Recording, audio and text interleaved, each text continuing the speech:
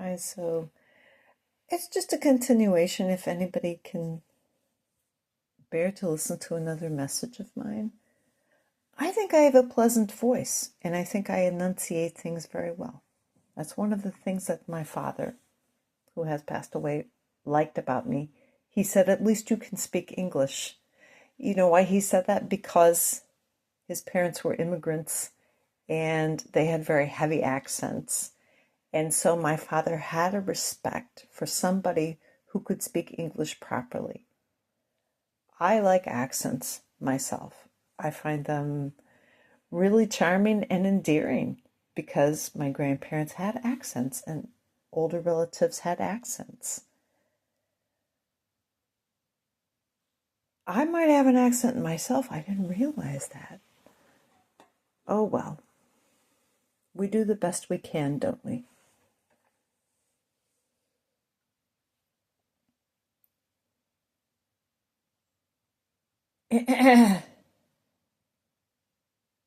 Should I start this with oftentimes or sometimes? I feel as if I'm going to start talking to somebody in a rational, reasonable, reasoning way.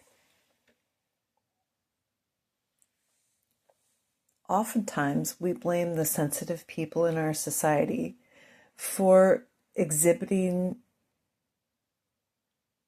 behaviors which are socially unacceptable.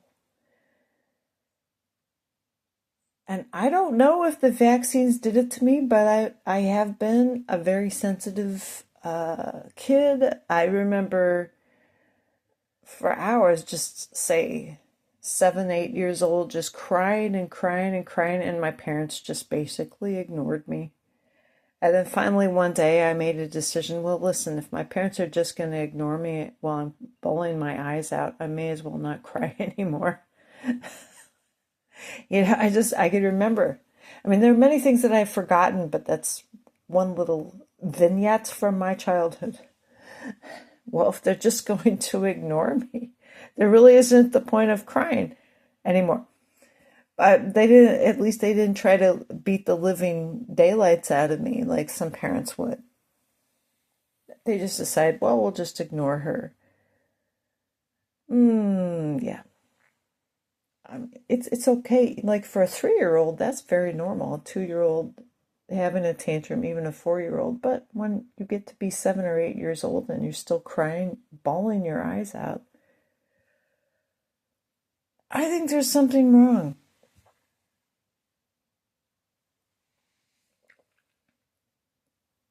However, this message isn't about me. I just like to include little things about me that might help us make a connection. So there are many people and I don't know, faiths, and I don't want to say faiths, I want to say organizations of people that I can't agree with. But do I stand outside of their place of worship and bother them and harass them? I would even say, I suppose if you're a really dedicated religious person, you might go to a house of worship that is not your religion and give them a pamphlet and try to give them the gospel. That's incredibly brave. I don't think that I'm chosen to do that sort of thing. It's incredibly brave, but some people might see it as harassment. Before COVID, what did all of us have experience with? It's almost a universal experience. I suppose it happens in Great Britain as well. Jehovah's Witnesses will knock at your door and talk to you a long time. They ask to come in. You say, no, I'd rather you wouldn't come in. Thank you. And they talk and talk and talk. And sometimes you think, well, just to get these people to go away, I'll buy some of their pamphlets. And I have to say that the publication quality seemed quite high for a pamphlet. The illustrations looked good. The paintings looked nice. However, as a Christian, I would think that their beliefs are not quite orthodox. So I never became a convert. Yeah, at some point, and this was pre-COVID when they were still coming around, I had to say, hey, listen, you just need to stop coming here. I'm not interested. Please go away. I mean, I said it as nicely as I could.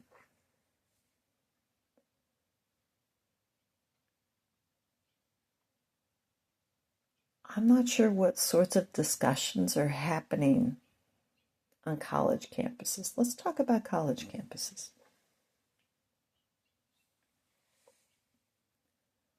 For part of my undergraduate degree, I am so glad I attended a liberal arts college because I had the opportunity to take courses from different disciplines, including political science.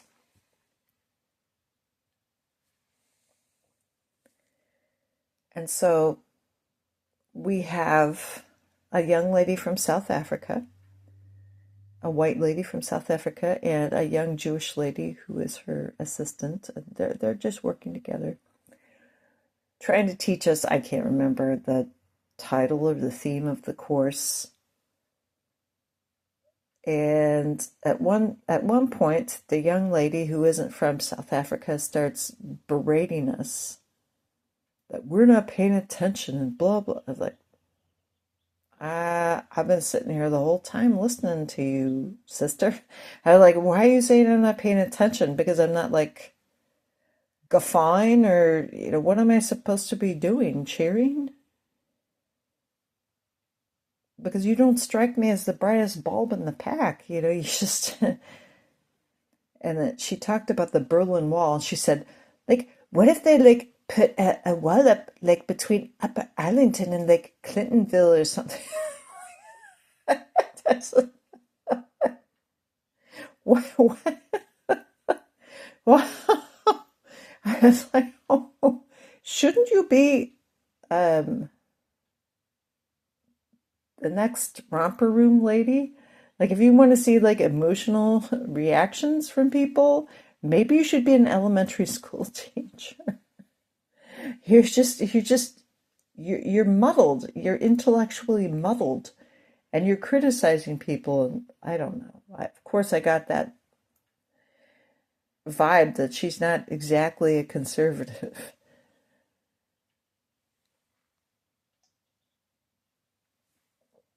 So this wasn't my plan originally, but what has happened to higher education these days? I had one professor who I really liked, and I did my best to be a good writer. And she wrote on my paper, I'm giving you an A minus. You've done a rhetorical tap dance that I can't deny the brilliance of it. It's just that the intellectual substance was lacking. You know what? Sometimes, you know, you might be on a lower tier of intellect.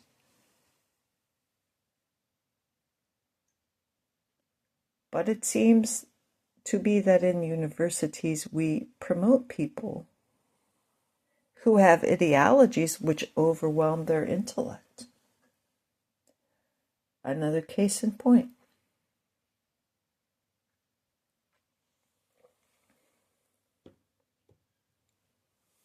A professor who was teaching English literature. She seemed to be a very nice person, but very intolerant. And then, is it okay if, we're all friends here, right? Okay. So this is back in the early 1990s at a branch of the Ohio State University. I think I remember the lady's last name, but since I don't want to ruffle feathers, I'm not going to mention her last name. Okay, she's teaching a course in English literature, correct? And then one day, seemingly out of the blue or out of nowhere, she starts complaining that black men are dating white women. That's not right. They're dating white women, black men are dating white. I'm sorry, but if you want to be a sociology professor, why didn't you go into sociology? I didn't sign up for a sociology course. But, overall, I have to say I liked her, but I felt like you want to get on her bad side. You don't want to trip her wire because she's a little easily triggered. Like if you did anything, like if you spoke to another black person in the class, she might become angry at you. I don't know.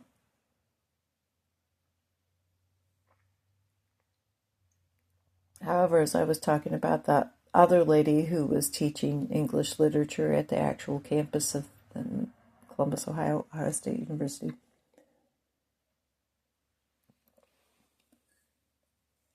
I mean, she didn't really go out of her way to help me out because she didn't think I was as probably on her same intellectual level.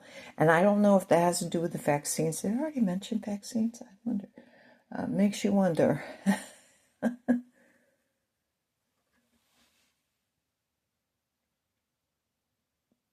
She was talking about the time that she served in the Philippines. I believe it was during the 1950s.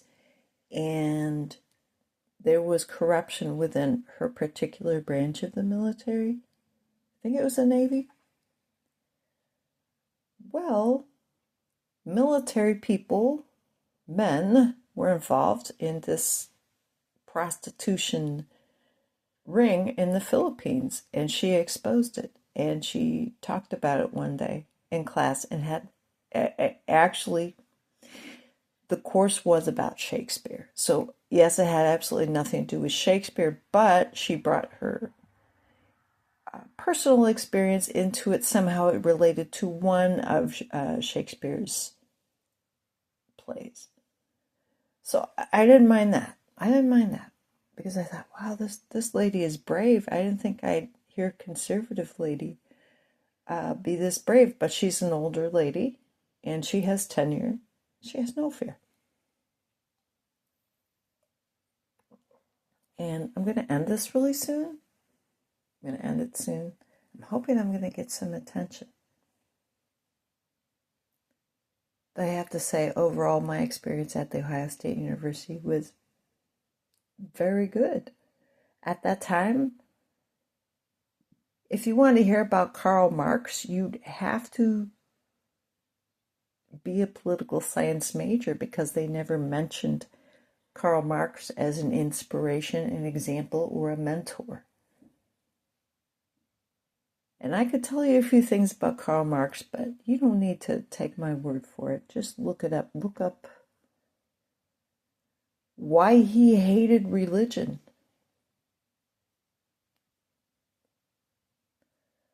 Well, unfortunately, his father and his mother were conservative Jews, but his father one time just decided that it would be more expedient for him to convert to Christianity.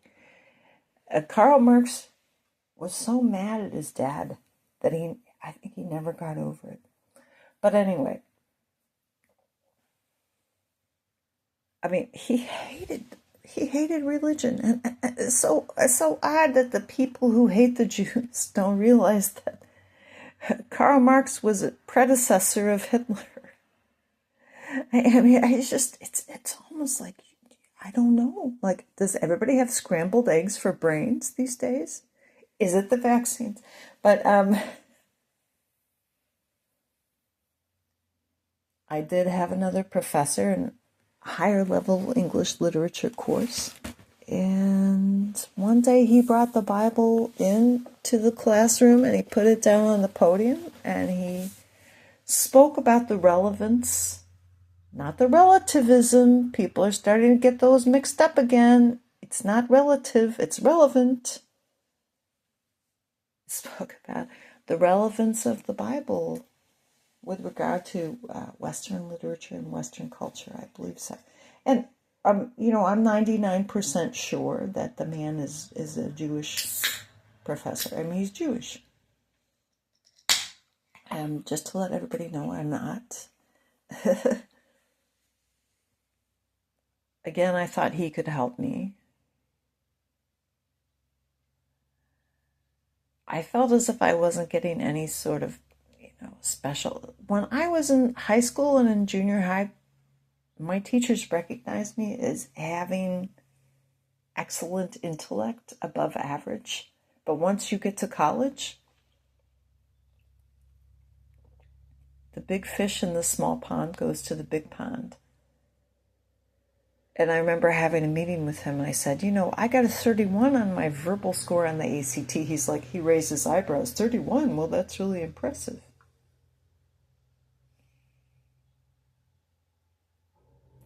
But, the 16 on the math part, again, the new math. My mother was a math teacher. I could say, well, part of the blame is on her. Why didn't she see that the new math wasn't working for us in the 1970s?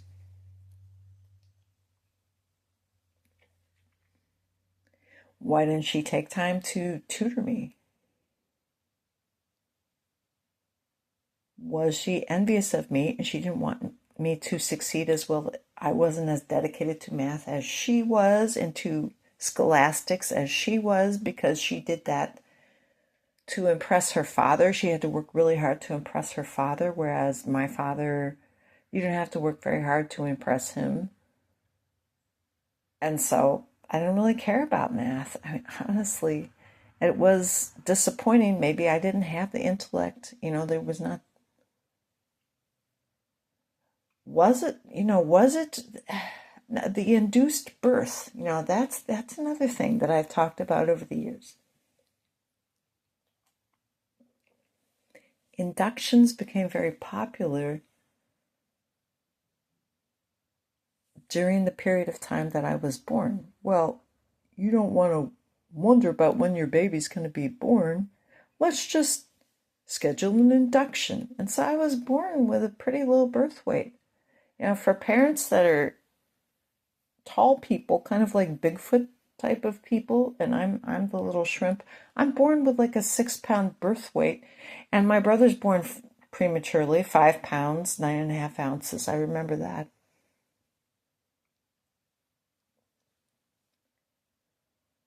What are you doing to us? I mean, thank God I wasn't aborted, but when I was pregnant and giving birth to children, most people up to the very end were saying, oh, there was one doctor that really wanted me to schedule an induction. He was very, very adamant about that. And I had read so much literature that said it's far better for the baby to be born when it's the baby's time to be born. And in fact, I was 2 weeks overdue with my first child.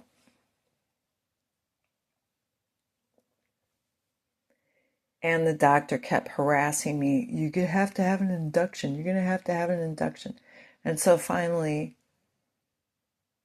it's not unusual when it's your first pregnancy to be a little bit overdue on your birth date.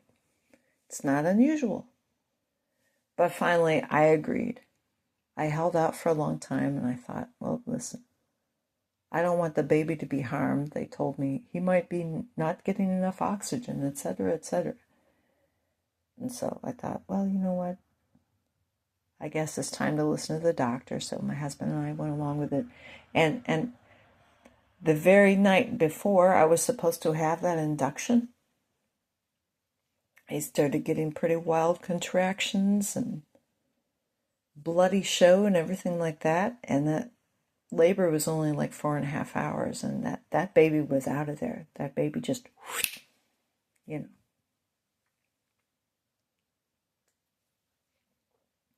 Not saying I did everything right, but once I knew I was pregnant, I tried to do everything right. So I wonder, since I'm a graduate of the Ohio State University, what are you doing to promote kindness, acceptance, critical thinking in the culture? What are you doing? What are you doing? Because, footnote and a PS,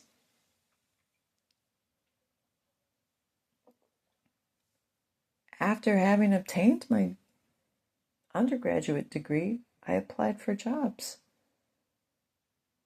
And even my alma mater wouldn't hire me, and that's not just the Ohio State University.